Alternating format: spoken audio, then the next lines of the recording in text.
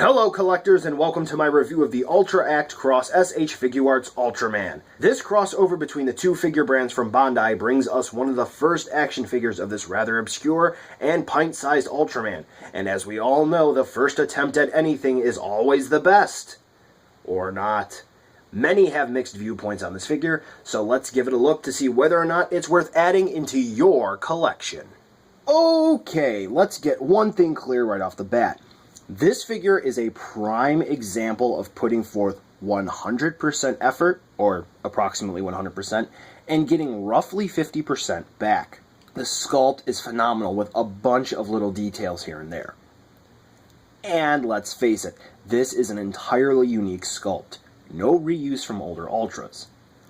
But the paint. There is a major issue here, and those small details that are found on this Ultraman are lost. But surprisingly, the figure has a ton of paint on it. Huh?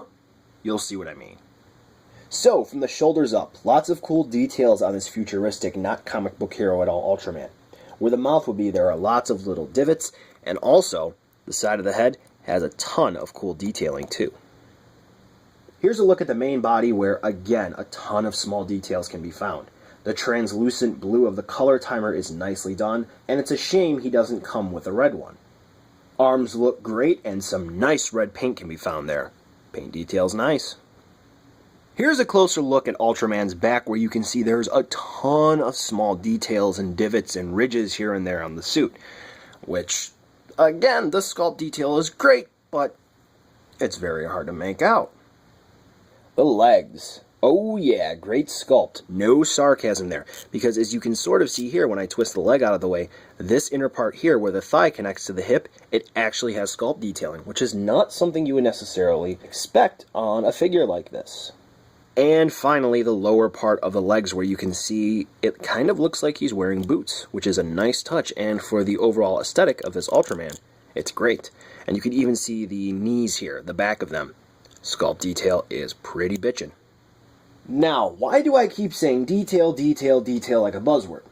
Because it's so hard to see the small sculpt marks on this guy because they didn't add any shading to them, which makes it difficult to notice the finer details unless you have the product in hand, which normally you'd think it's a good thing, but for you, the consumer who is watching this review, to see the detail, you're not going to notice all of the little intricate Sakai-like details without the friggin' shading. Now, ultimately, if you were to pick this figure up off the shelf in Japan, you'd be able to see all the small details because you'd be able to buy it right then and there. But if you're an American and you have to rely on reviews on the internet, and you're going to be ordering this from, say, Amazon or something, and you're looking at it and you're thinking, I don't like the details of this figure from the pictures I'm seeing online, you're not going to order it, which it's frustrating because you really don't know if you're going to get an awesomely sculpted figure or a figure that, when under perfect lighting, looks absolutely amazing. What the hell? And look at the instructions here. This is the killer. What does that say? All parts of this product have been painted. Please take thorough care when handling the product as there is a risk of scratching the product when assembling and operating it.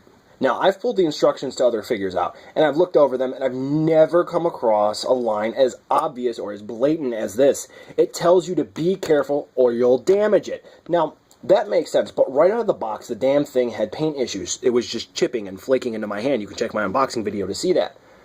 So, this makes me think that they went to the full extreme to paint everything, but they didn't bother to top coat it, or they did top coat it and they just did a bad job of it. And, you know, normally, I mean, this is common sense. You'd think to treat all figures carefully, and this way you're not scratching parts up. But as you'll see in the next section, it doesn't take much to scratch the damn thing. And I mean, even look here. They warn you. Warning, may rub off. This just kind of makes me think that they really didn't bother to put the paint in areas where it really should have mattered. Like, say, the eyes or the small parts on the back, which has incredible detailing to it. You just have to ask, what the hell did Bandai do here? Now, ultimately, the figure looks fine, but there's just so much more that could have been done. Unfortunately, the articulation is somewhat similar. Good, but they could have done a better job. So, getting right down to the nitty-gritty, the head is attached to the neck on a ball hinge combo, so you can spin Ultraman's head around left and right like so, but unfortunately you have this little fin on the back of Ultraman, which kind of collides in with the sculpt on Ultraman's back. So getting Ultraman to look up with just the head alone, with just the head connection to the neck alone, is going to be a little bit of a pain. But thankfully you have the neck, which is attached to the body on a ball joint, so this way you can get even more movement out of there. Now, this is where Bandai's brilliant engineering comes into play. Let me pull Ultraman in a little bit closer there, and just take a look at the base of Ultraman's neck. You'll notice that there's a little bit of paint scuffing right where my thumb is. Yeah, when you turn Ultraman's head left or right, the neck moves. And unfortunately, the neck collides in with the collar area, I guess you could say, and that causes paint rub, which is absolutely fantastic. You know, new figure, $45. You want it scratched. That's Bandai for you. Now, moving down from there, we have these shoulders, which are attached to the body on ball joints. You can hear it squeaking around in there. So you have the ability to rotate Ultraman's arm around like so. Both of them can. So you can spin Ultraman's arm around. And the shoulders have a hinge joint in them. So this way you can move Ultraman's arms up like so. That's about as far as they can go. And then luckily, Ultraman has a bicep swivel. Now moving down from there, we have Ultraman's elbows, which have a double hinge. Though the hinge, which is closer to the bicep, may be a little bit more difficult to move, and it may be stuck on yours, but don't worry, over time that should just loosen up and you should be able to move it freely. Now, moving down from there, we have Ultraman's hands. They are connected to the wrists on a ball joint, but as you can see, they sort of sit flush with the forearm, right where the wrist is. So you have the full ball hinge joint there, but unfortunately, because of the design, you're really only going to be able to spin the hands around just a little bit, and you're not really going to be able to use the entirety of the joint. Wonderful.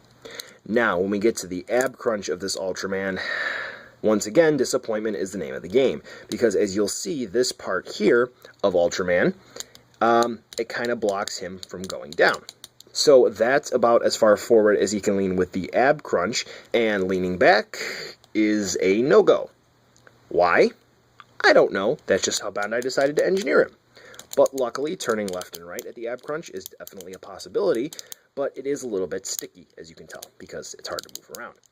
Then we have the waist joint, which fortunately has a bit more give to it, going back, but going forward, not necessarily. But once again, you can twist Ultraman left or right, but be careful, once again, of parts moving into each other because you may get more paint rub. So yeah, so far this is about as far back as Ultraman can bend, just using the joints for the main body, and that's about as far forward before it decides to pop off. And if it does that, it can be a royal pain in the ass to actually get it back on correctly. Now, moving down to the hips, typical S.H.Figuarts or Ultra Act design. We have pull-down hinges, allowing you to really pull down Ultraman's hips like so, and you can see how the joint works in there. And you can just pop them back up. And the actual legs are connected at the hips on ball joints, so you can spin Ultraman's legs around like so, and you can even get him to do the splits. It's pretty cool. Now, as you'll see here where the ball joint connects into the thighs, there is a swivel right here. You can see me swiveling the leg around here at the thigh, squeaky squeaky, which is pretty cool. And then we have the knees. This is interesting, but unfortunately poorly executed. Who'd have thought? So we have a double hinge that's kind of blocked because of the sculpt. So that's as far back as Ultraman's legs will go. Wonderful. But this portion of the knee sculpt right here actually has its own hinge. So you get a little bit of pointless articulation. It's pretty cool. Wonderful. And then we move down to the ankles, where the articulation is a bit different than what you might be used to for an Ultra Act or a Figuarts. So you have these little back protector parts here for the ankles, and they're actually on a hinge, so you can move them a little bit. And the ankles are on a hinge joint, so you can move them forward and back. You can get a little bit more movement backwards, as you can see here, because this piece likes to move for you. And they are on a swivel or a pivot joint, depending on how you look at things. But in terms of ankle rocking out to the side away from Ultraman, no. But moving in, yes. As you can sort of see the joint working there. So that's kind of weird. And even then, range isn't super great, but it's still pretty good. And then finally we have toe hinge. Moving it up, yes. Moving it down, even more yes. So if you would have a need to put Ultraman's toe pointing directly down, you could do that with this guy. So in short, Ultraman's articulation isn't exactly bad, but you really have to get creative with the joints in order to get awesome poses out of him, because if you're new to action figures or you're not capable of thinking, well, creatively, this guy's pretty much a dud. But if you really work the joints, you can get him into some cool poses. And what makes that even better are the slew of accessories this Ultraman comes with.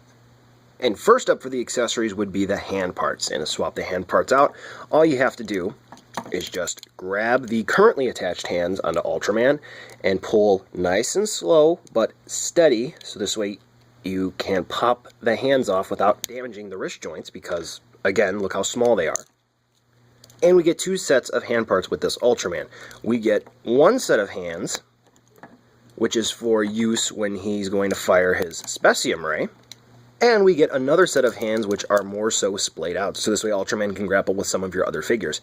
Now, something of note of these extra hand parts, they sort of free up the wrist joints, so this way you can get a little bit more movement out of them, but in reality, it's not too much. Now, as you're moving Ultraman's arms around, you may notice that this chest piece here sort of blocks the articulation for the biceps moving forward and back and so on and so forth. And you won't necessarily be able to get Ultraman's arms to cross over. Luckily, like some other Ultra Act figures, Bandai thought of a way to get around this. So what you do is you slowly wiggle this piece off, and you replace it with this other piece, which is slightly smaller.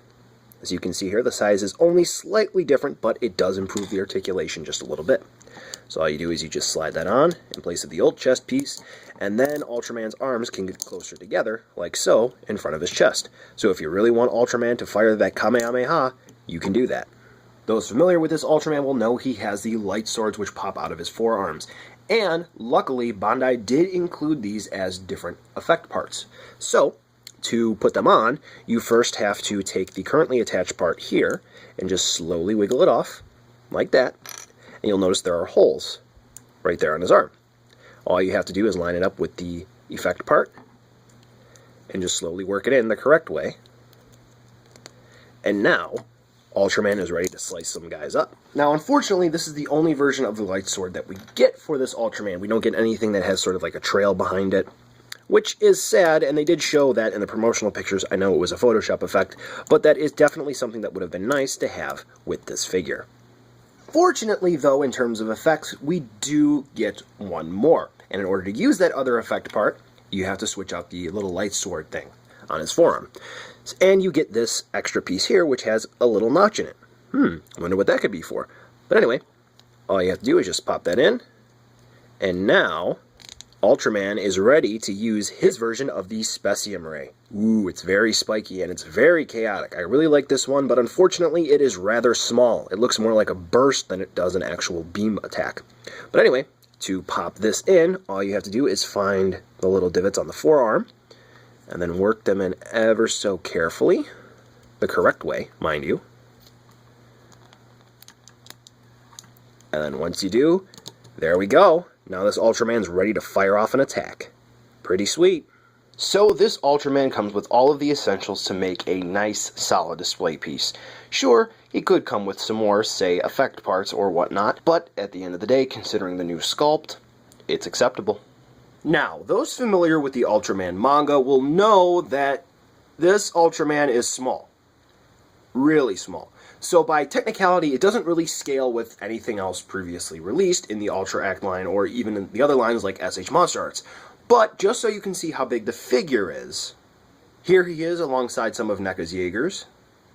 Here alongside some of NECA's Pacific Rim Kaiju. Next, your average-sized S.H. Monster Arts. Next, some larger S.H. Monster Arts. Moving right along, here he is with some Ultra Act Kaiju.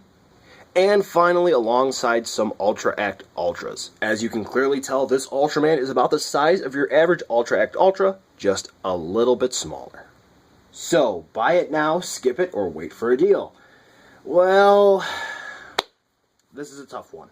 Sculpt is great, but the paint, though they put the effort into it to paint the entire figure, they did a crap job of using the paint to bring out the sculpt details.